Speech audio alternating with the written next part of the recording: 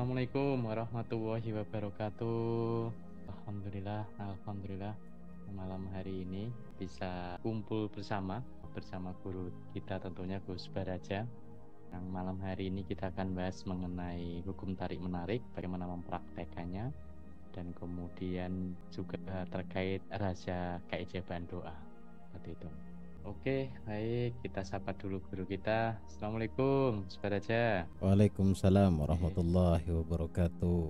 Gimana Sehat, kabarnya, Gus? Mas Roni? Oh, saya sehat, alhamdulillah, sangat sehat. Oke, senang sekali malam hari ini kita bisa kembali menemani Bapak Ibu semuanya untuk belajar tentunya ya, bagaimana meningkatkan pemahaman kita, kapasitas diri kita, sehingga kehidupan kita menjadi lebih baik tentunya. Nah, pembahasan malam hari ini melanjutkan pembicaraan yang kemarin, yaitu bagaimana praktek mengenai law of attraction atau hukum tarik menarik, dan khususnya terkait doa nih, yaitu rahasia keajaiban doa. Terima kasih Mas Roni. Sebelum saya mulai materinya, kalau saya melihat dari komen-komennya teman-teman yang ada di kolom komen kemarin, kayaknya butuh banget untuk ini dibuat lanjutan ya. Jadi ini pertanyaan banyak orang, bagaimana caranya bisa fokus pada pikiran yang baik. Ya, bermula dari data yang ada di pikiran dulu. Jadi pertama itu kita harus tahu dulu ternyata pikiran kita ini tidak bim salabim begitu saja mikirkan sesuatu. Tetapi pikiran kita ini juga bekerja sesuai data yang ada di dalam hati kita. Melihat, mendengar, dan merasakan. Perhatikan baik-baik teman-teman ya. Itu kenapa kalau saya pribadi di kelas pun saya sangat mewanti-wanti. Kalau nggak perlu nonton berita, nggak usah nonton berita. Yang nggak ada manfaatnya untuk kita juga nggak perlu lah. Karena medsos sekarang luar biasa, berita-berita tuh luar biasa sekarang. Yang tanpa kita sadari itu sangat memberi dampak pada masa depan kita, pada hidup kita. Itu pertama berita. Terus yang kedua, yaitu audionya kita, pendengaran kita. Ini yang cikal bakalnya akan menjadi data ya. Pendengaran kita yang kita hanya gunakan atau kita sering gunakan hanya untuk mendengarkan lagu-lagu sedih. Ini yang suka terabaikan nih. Lagu-lagu sedih didengarkan. Kemudian selain lagu sedih juga mendengarkan curhatan yang Anda tidak tahu bagaimana caranya membentengi vibrasi Anda. Mendengarkan curhatan ya. Kemudian selain itu cukup dua aja deh. Karena yang paling berbahaya apalagi zaman sekarang tuh lagu-lagu tuh banyak lirik-liriknya yang sedih-sedih. Benarnya sudah banyak yang terbukti hanya sekedar buat lagu, hanya sekedar menyanyikan lagu, tapi terjadi dalam hidupnya.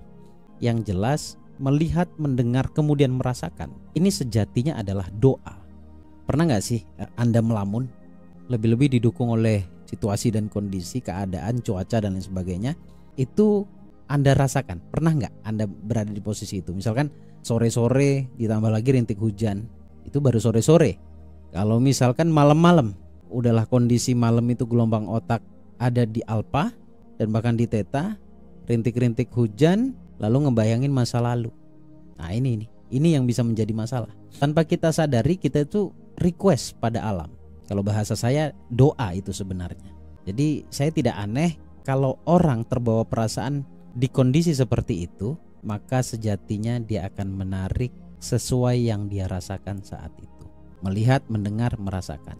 Dan tiga hal ini sangat-sangat diabaikan bagi mereka yang belum paham, Mas Ron.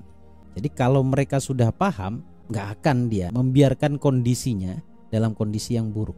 Tidak akan. Kalau orang yang paham, orang yang ngeh, orang yang sadar, itu gak akan memanfaatkan visualnya, audionya, atau kinestetiknya dan perasanya dalam kondisi yang buruk. Nah, perhatikan baik-baik. Melihat, mendengar, merasakan, itulah sejatinya yang saya sebut dengan doa. Cikal bakal doa tuh berangkatnya dari sana. Ya, itu kan kita lihat, kita dengar, kita rasa, kita transfer, kita masukkan ke dalam bawah sadar. Menjadilah sebuah belief system atau keyakinan, sebuah program yang kita masukkan ke dalam hati. Kalau bahasa umumnya disebutnya bawah sadar. Jadi seperti itu. Melihat, mendengar, merasakan, itu yang akan berpengaruh dalam kehidupan kita, sehingga akan mempengaruhi apa yang disebut dengan istilah afirmasi dan self talk. Karena afirmasi dan self talk itu tidak akan lahir dengan sendirinya, nggak akan. Afirmasi itu diucapkan, self talk itu kata hati. Tapi keduanya ini tidak serta-merta keluar, melainkan karena sebuah data. Data yang saya maksud adalah kumpulan kejadian, memori yang ada di dalam hati. Akhirnya ngucap. Perhatikan, orang ngucap itu sebenarnya cerminan hatinya. Kemudian ketika dia menyampaikan apa yang ada di dalam hatinya, self talk kata hati tadi, itu sebenarnya cerminan hati juga. Cerminan apa yang ada di dalam hatinya. Jadi perhatikan baik-baik, yang Anda lihat, Anda dengar, Anda rasa, itu sebenarnya Anda sedang memprogram perasaan Anda, memprogram hati Anda atau bawah sadar Anda. Hati-hati ya. Kalau 3 hal ini Anda perbaiki, saya yakin pasti akan baik juga nantinya. Hidupmu akan baik saja, akan baik-baik saja. Nah, dari penjelasan singkat saya ini sebenarnya bisa kamu tarik kesimpulan bahwa yang paling penting tadi yang saya katakan adalah kalau kamu benar-benar mencintai yang kamu inginkan, maka pikirkan itu berulang. Tetapi jika sebaliknya, kalau kamu malah memikirkan sesuatu yang tidak kamu inginkan, maka sejatinya kamu tidak ingin sesuatu yang baik dalam hidupmu. Jadi berhenti memikirkan sesuatu yang negatif, berhenti memikirkan sesuatu yang sifatnya ketakutan, berhenti memikirkan sesuatu yang akan berdampak negatif pada masa depan. Ini by the way sudah banyak pertanyaan kayaknya, Mas Roni, boleh dibacakan teman-teman, Mas Roni? Oke, nah ini ada pertanyaan dari Pak Tony Janu. Wah, ini hampir sama dengan kita bahas tadi nih. Siap. Pengen banget sebenarnya bisa selaras dengan apa yang kita inginkan, tapi selalu saja apa yang kita pikirkan pasti sebaliknya. Gimana Gus solusinya? Ya. Kalau secara penyampaian jujur saya katakan mudah banget teman-teman, sangat mudah. Kalau hanya menyampaikan seperti ini Mas Roni, kan gitu ya. Solusinya hanya terapi. Kenapa kok harus diterapi? Karena hanya terapi yang bisa menembus bawah sadar, dan itu butuh tangan-tangan terampil. Artinya butuh praktisi, praktisi hipnoterapis, butuh tangan-tangan terampil. Nah, masalahnya ada di dalam bawah sadar. Cuman itu doang Gus. Iya itu doang. Nggak apa-apa. Pakai kata doang nggak apa-apa Mas Roni. Tapi realitanya doang itu nggak mudah untuk diobrak-abrik. Di hipnoterapi itu tujuannya adalah memasukkan sugesti baru dengan mengeluarkan sugesti lama. Dan itu pun nggak bisa sekali Mas Roni. Iya betul. Bersih-bersih itu ya. Karena ibarat kita mandi pun, makanya kenapa harus dilakukan secara rutin sehari 2 kali. Karena emang yaitu sebagai bentuk bersih-bersih terhadap diri kita, itu kan ya. Nah sama seperti pikiran kita berarti ya Gus ya, atau perasaan yang di hati kita. Kalau misalkan yang dominan itu yang negatif-negatif, maka ya hidupnya akan cenderung negatif ya. Tapi pada saat kita bersihkan yang negatif-negatif dan kemudian kita isi yang positif, maka hidup kita jadi positif kan gitu ya. Nah ini ada pertanyaan menarik Mas ya. Nih dari Yadi, coba bacain dulu Mas. Ini menarik untuk dijawab. Jadi Aji, oh ya Gus, bagaimana caranya di satu sisi harus memikirkan yang kita inginkan, tapi di sisi lain memang kita harus let go. Ya, gitu. Mantap pertanyaannya ini. Pertanyaan 1000 umat ini, 1 juta umat ini.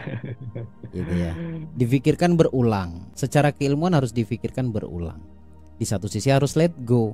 Gini loh, memikirkan berulang itu tanpa keterikatan, tanpa keharusan. Kalau kita memikirkannya berulang lalu menjadi beban, ya menjadi masalah.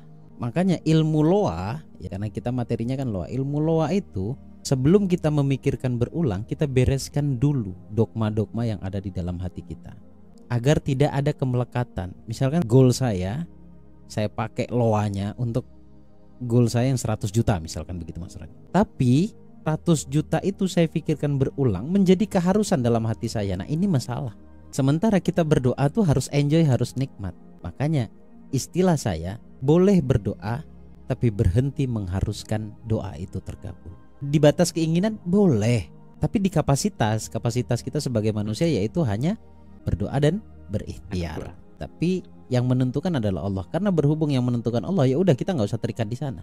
Bahkan saya pribadi tuh sering begini, pola pikir saya berdoa. Kalau ditanya, Gus, ingin nggak doanya dikabulkan? Ingin dong. Kalau nggak dikabulkan, ya nggak apa-apa. Itu kan kehendak Allah. Nggak jadi masalah saya gitu.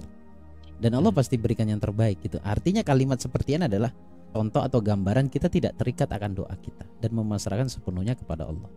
Jadi boleh dipikirkan berulang, tapi jangan menjadi kemelekatan seperti itu. Ya. Terima kasih buat Bapak Ibu semuanya atas kehadirannya, atas waktunya. Ya, semoga Allah berikan kesehatan, yang sakit fisik Allah sembuhkan, Allah angkat penyakitnya dan Allah ganti dengan kesembuhan. Kemudian yang rasa bingung Allah tenangkan, yang ngerasa Amin, sedih amin, Allah bahagiakan, dan yang merasa amin, sempit rezekinya Allah luaskan seluas-luasnya amin, jadi jalan ibadah. amin. Amin ya robbal alamin. Akhirul kalam dari Oke, kami berdua, saya Bagus Baraja dan saya Roni, sampai izin jumpa pamit. di lain kesempatan. Kita pamit Oke, Mas Roni. oke, Bahagia izin terus pamit untuk Anda semuanya. semuanya. Assalamualaikum warahmatullahi wabarakatuh.